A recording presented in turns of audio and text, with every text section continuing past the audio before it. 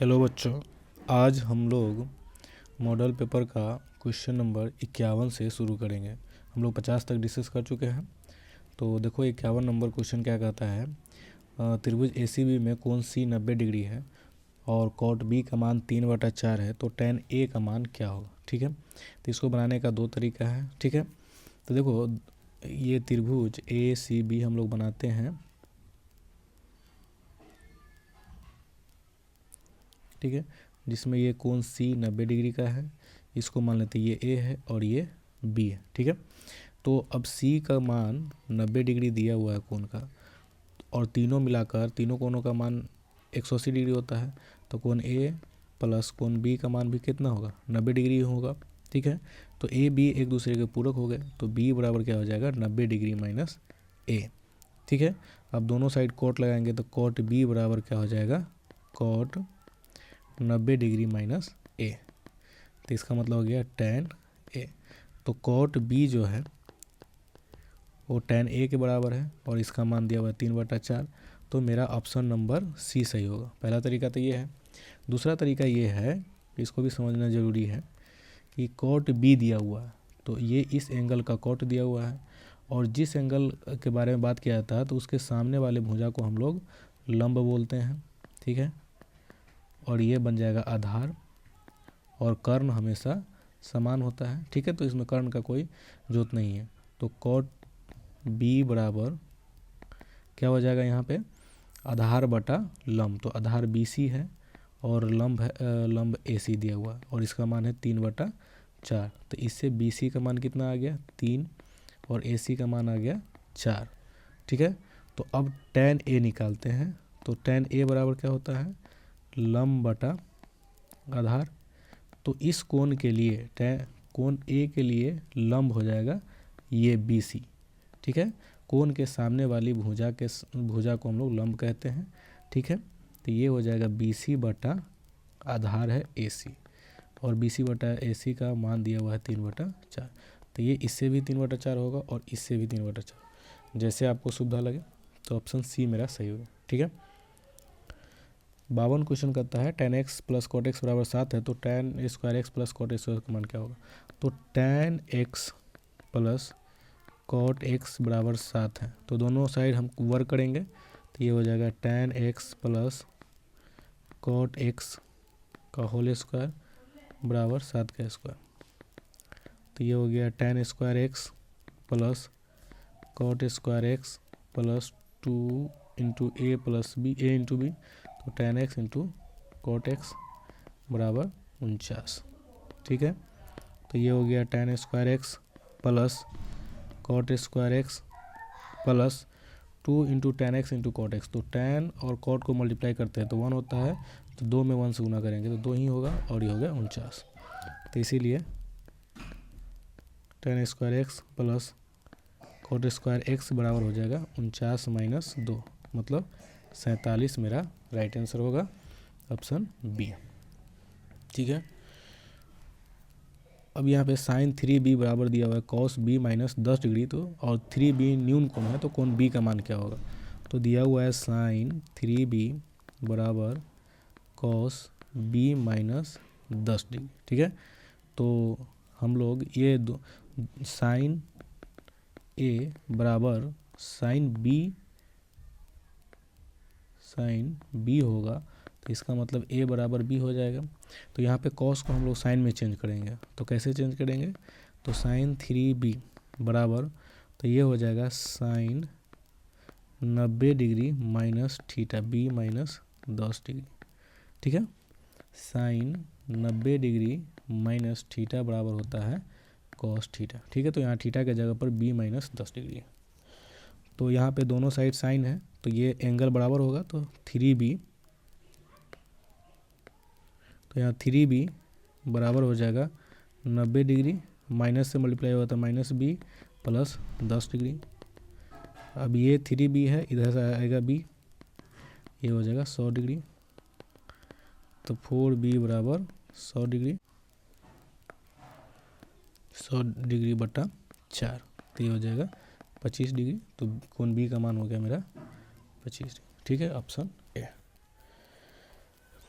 अब यहाँ पर देखो क्या दिया हुआ है, साइन के पावर 4 फाई माइनस कॉस के पावर 4 फाई बराबर टी के पावर 4।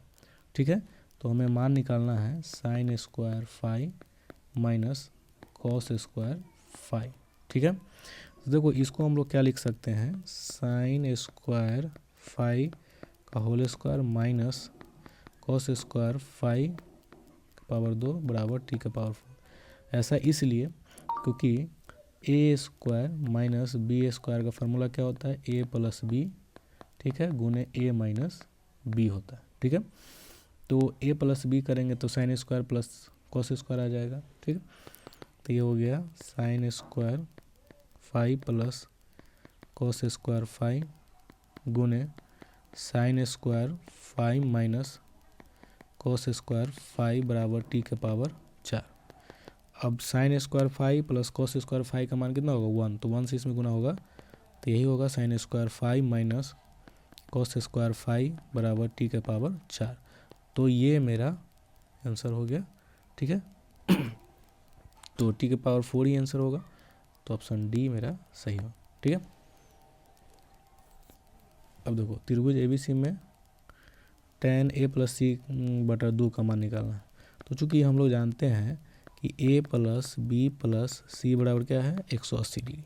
ठीक है, अब हम क्या करते हैं, हमें a प्लस सी का मान दिया हुआ, दोनों साइड 2 से डिवाइड कर देंगे, तो a प्लस बी प्लस सी बटा 2 बराबर 180 डिग्री बटा 2। तो ये हो जाएगा a प्लस सी बटा 2 प्लस बी बटा 2 बराबर 90 डिग्री।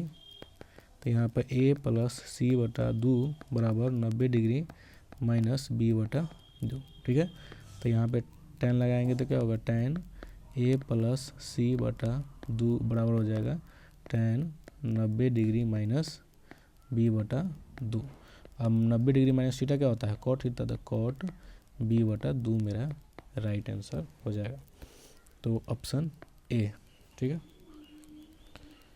अब देखो इसमें 7 cosec square 30 degree minus 7 cot square 30 degree. ठीक है, तो हम इसमें कोसेक 30 डिग्री और कॉट 30 डिग्री का मान भी पुट कर सकते हैं, लेकिन इसमें हम लोग क्या कर सकते हैं कि देखो 7 कॉमन लेंगे, तो ये हो जाएगा cosec square 30 degree minus cot square 30 degree. ठीक है, क्योंकि हम लोग जानते हैं फार्मूला से कि कोसेक स्क्वायर थीटा बराबर वो कॉट स्क्वायर थीटा प्लस 1 होता है, तो ये क्या हो जाएगा, cosec square theta minus cot square theta बराबर 1। ठीक है, तो थीटा का मान कुछ भी होगा तो cosec square theta minus cot square theta का मान एक ही होगा, तो 7 गुने 1 बराबर 7 आंसर होगा। ठीक है, ऐसे ही बना सकते हैं और मान रख के भी बना सकते हैं। ठीक है, यदि किसी भवन की ऊंचाई और उसकी परछाई की लंबाई का अनुपात इतना है तो सूर्य का उन्नयन कोण क्या होगा। ठीक है, तो देखो यहाँ पे ये हम लोग मान लिए भवन है, ठीक है, और इसकी परछाई बन रही है, और यहाँ पे इसका उन्नयन कोण बन रहा है सूर्य का, तो ये मान लेते हैं ये ए है, ये बी है और ये सी है। ठीक है, तो हमें दिया हुआ अनुपात किसका, भवन की ऊंचाई और परछाई, तो भवन है ए बी और परछाई है बी सी, तो इसका अनुपात है √3/1, तो ये हो गया √3 ही हो गया। ठीक है, तो अब ये उन्नयन कोण है, तो कौन सी के लिए tan क्या हो जाएगा, तो ए बी बटा बी सी। ठीक है, लंब बटा आधार, तो सी के लिए लंब क्या है, ए बी है और आधार ये हो गया, तो बी बटा बी सी, और ए बी बटा बी सी का मान √3 है, तो tan सी बराबर क्या हो जाएगा, √3। तो सी का मान क्या हो जाएगा, सी का मान 60 डिग्री, tan 60 डिग्री का मान √3 होता है। ठीक है, तो मेरा ये उन्नयन कोण हो गया 60 डिग्री। ठीक है, तो ऑप्शन सी मेरा सही होगा। अब देखो सूर्य का उन्नयन कोण 45 डिग्री है, तो भवन की ऊंचाई और उसकी परछाई की लंबाई का अनुपात क्या होगा। ठीक है, तो देखो ऐसे में ये भी भवन ले लेते हैं, ये है, और ये इसकी परछाई है, और यहाँ पे बन रहा है मेरा उन्नयन कोण, ठीक है, ये उन्नयन कोण है, बन रहा है 45 डिग्री, ठीक है। ये भवन है और ये परछाई, ठीक है। इसको मान लेते हैं ए, इसको मान लेते हैं बी और ये सी। ये 90 डिग्री का कोण बन रहा है यहाँ पे। तो यहाँ पे हमें निकालना है भवन और परछाई का अनुपात। तो देखो ये अनुपात कब होता है, तो इस कोण के लिए ये भवन की लंबाई लंब हो जाएगा, परछाई आधार हो जाएगा। तो लंब बटा आधार का अनुपात क्या होता है, ये tan थीटा में होता है। तो ये हो जाएगा tan 45 डिग्री का मान हो जाएगा, ठीक है। तो लंब क्या है, भवन की लंबाई AB और इसकी परछाई BC है और tan 45 डिग्री का मान 1 होता है। तो ये हो जाएगा 1/1। इसका मतलब ये हो गया कि इसका अनुपात जो होगा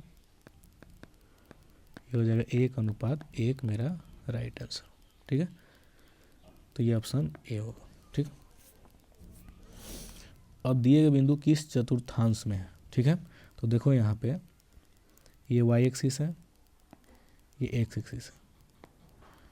अब इस क्वेश्चन में यहाँ पे ये दिया मूल बिंदु, तो ये फर्स्ट क्वाड्रेंट है, ठीक है।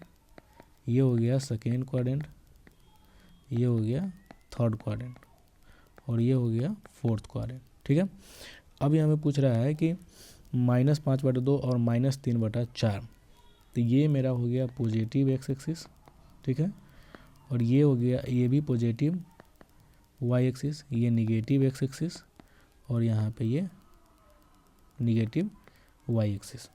तो इस क्वाड्रेंट में, फर्स्ट क्वाड्रेंट में हम लोग देख रहे हैं कि किसी भी बिंदु का निर्देशांक लिखेंगे तो हमेशा x निर्देशांक और y निर्देशांक दोनों पॉजिटिव होगा, मतलब धनात्मक होगा। सेकेंड क्वाड्रेंट में देखते हैं कि किसी बिंदु का x निर्देशांक यहाँ पे निगेटिव है और y निर्देशांक यहाँ पे पॉजिटिव बन रहा है। थर्ड क्वाड्रेंट में देखेंगे तो यहाँ पे x निर्देशांक भी निगेटिव है, ठीक है, और y निर्देशांक भी क्या है, निगेटिव ही, ठीक है। और फोर्थ क्वाड्रेंट में देख रहे हैं कि x क्वाड्रेंट पॉजिटिव है और यहाँ पे और y क्वाड्रेंट क्या है, निगेटिव है, ठीक है। तो हमें याद रखना है, यहाँ पे फ्रेश बना देते हैं कि फर्स्ट क्वाड्रेंट में हमेशा पॉजिटिव होता है, सेकेंड क्वाड्रेंट में निगेटिव और पॉजिटिव होता है, थर्ड क्वाड्रेंट में निगेटिव और निगेटिव होता है और फोर्थ क्वाड्रेंट में पॉजिटिव और निगेटिव होता है, ठीक है, बिंदु का निर्देशांक। तो दोनों निगेटिव है, तो निगेटिव किस में होता है, तृतीय चतुर्थांश में, थर्ड क्वाड्रेंट में मेरा राइट आंसर, ठीक है। चलो नेक्स्ट क्वेश्चन अगले वीडियो में देखते हैं।